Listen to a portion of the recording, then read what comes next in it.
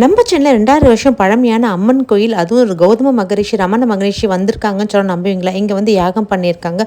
இந்த கோயில் ரொம்ப பவர்ஃபுல்லான கோயில். திருமண தடை, குழந்தை இல்லாதவங்க, தீராத நோய், தோல் நோய் அப்படி கொண்டவங்க இங்கே வரலாம். அது மட்டும் இல்லாமல் கண் திருஷ்டி, பில்லி சூனியம் அது மாதிரி ஏவல் அது மாதிரிலாம் பண்ணியிருக்காங்க. இந்த கோயிலில் வந்து சாமி கும்பிட்டா கண்டிப்பாக போய்டுன்றாங்க. ரொம்ப பவர்ஃபுல்லான டெம்பிள். இதை சுற்றிற நீர் நிலையம் எல்லாமே வந்து ரொம்ப புண்ணிய தீர்த்தமாக கருதப்படுது. மரகத பச்சையில் பார்வதி தேவி தவம் செய்த அற்புத கோயிலாக கருதப்படுது. இங்கே வந்து கிரக தோஷம் இருக்கவங்க வந்து இந்த கோயிலில் வந்து பூஜை பண்ணால் சரியாயிடும்னு சொல்கிறாங்க. அதேமாதிரி திருஷ்டியும் இங்கே வந்துட்டு செவ்வாய், வியாழன், ஞாயிற்றுக்கிழமையில் சுத்தியும் போடுவாங்க. இந்த கோயிலை பாதுகாக்க 7 முனீஸ்வரர்களும் விலங்குகளும் வந்து பாதுகாக்குது இன்னொன்ட்டு ஐதீகம் இருக்குது. அதே மாதிரி இந்த கோயில் திருசூலம் வந்து ரொம்ப வந்து பவர்ஃபுல்லானது.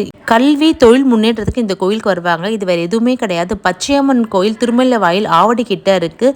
இது மாதிரி கோயில் இருக்கா கேட்குறவங்க ஃப்ரெண்ட்ஸுக்கு ஷேர் பண்ணுங்க. யூஸ்ஃபுல்லாக இருக்கும்னு நினைக்கிறேன். Bye friends.